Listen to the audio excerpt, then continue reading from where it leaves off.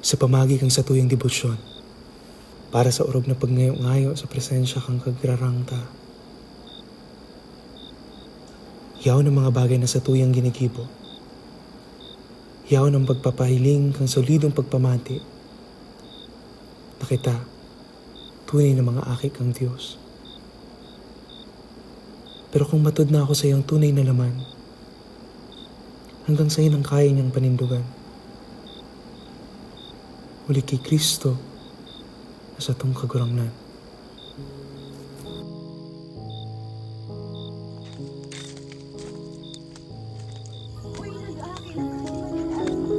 Amo baga, ini baga sabi yan. Kakitaan kang demonyo. Grabe man.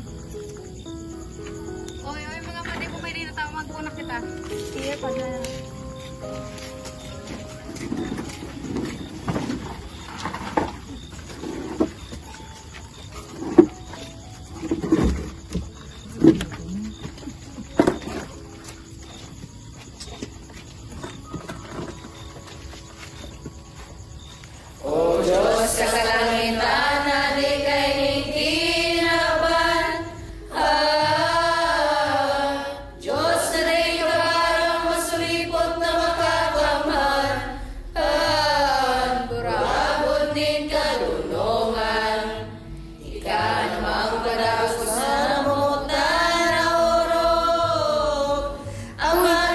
Nagpapangadyo baga, pagdangog daw.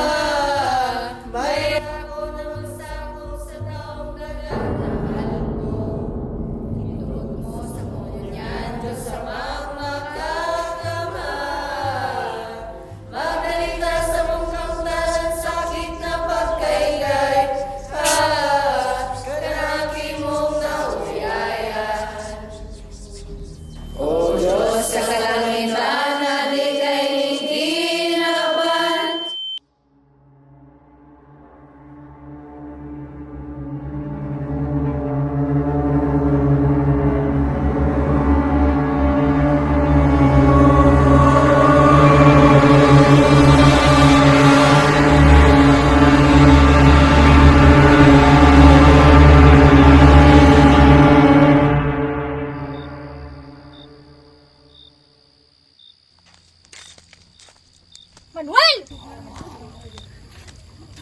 Di ka na naman nagit? Tangina mo? Nakita mo nang nagpapasyon kita din, may sabay ka pa talaga? Tian ka talaga, wala ka ba ng mukhang ragi? Wala silang pepalagi mo nito sa mga barkada mo? Nakita mo nang din biyo na nagakaangka ang si ina mo, grabe ang gigibo? Litsugas ka? Punyeta! Tatasain kayo naman ali, no? Nang ina, sige mo na sa nang rabas, ha? Mag-aras si kaso dumanta, masimula naman ang pabasa. Wala ka naman naginibudigde. Wala ka na lamang naginibudigde, wala kang ambag. Kuya, nadagitan ka na naman nila mama? Tabangin man daw kay ni kuya. Gusto ko man kaya mag-indra sa pasyon. Pasyon. Asuang palaging totoo ang Diyos. Nasa kapatid sa pinakasan ni Jesus, napalasmat siya naman sa lakas sa mga alpo, nagkarulogan ang law. Wala silang pepalagi mo nito sa mga barkada mo? Nakita mo nang din biyo na nagakaangka ang si ina mo, grabe ang gigibo? Pagkalibo mo!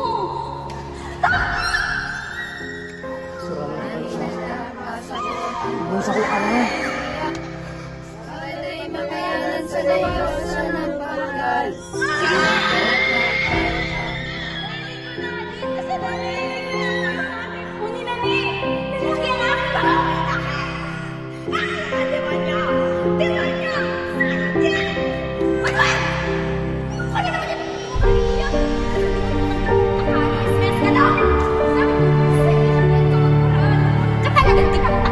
Kamu lang pakinabang ano?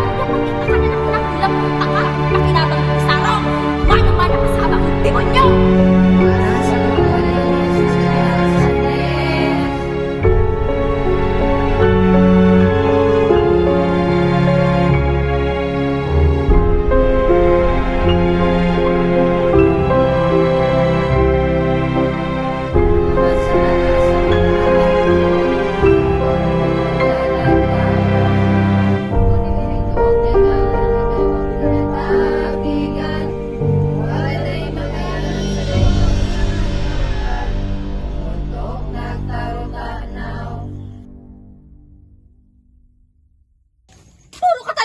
Banagdidara mo sa atin, ha?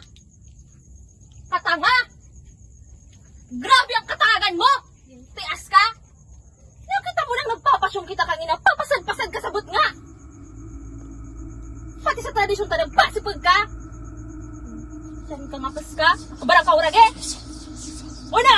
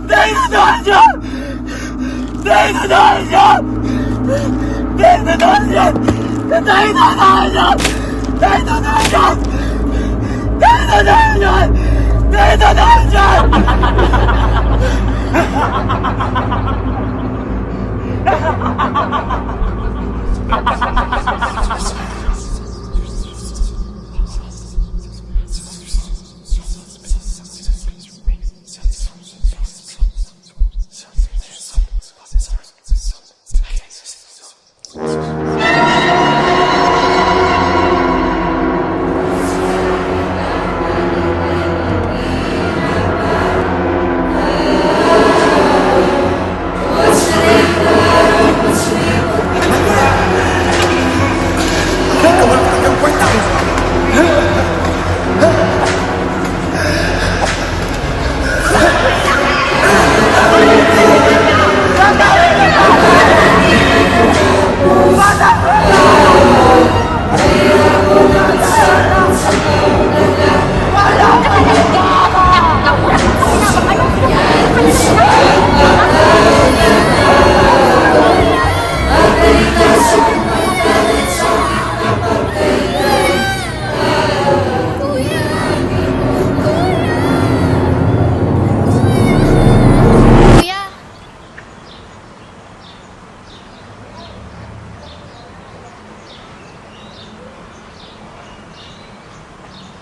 Musta?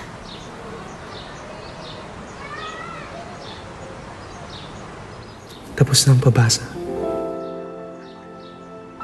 Ang agi-agi kang nagrarang na dalantala. Siyang tunay na pinunan kang gupos. Siyang tunay na nagdadanay as in pinapadagos. Ang sakong huring makuring pagsakit.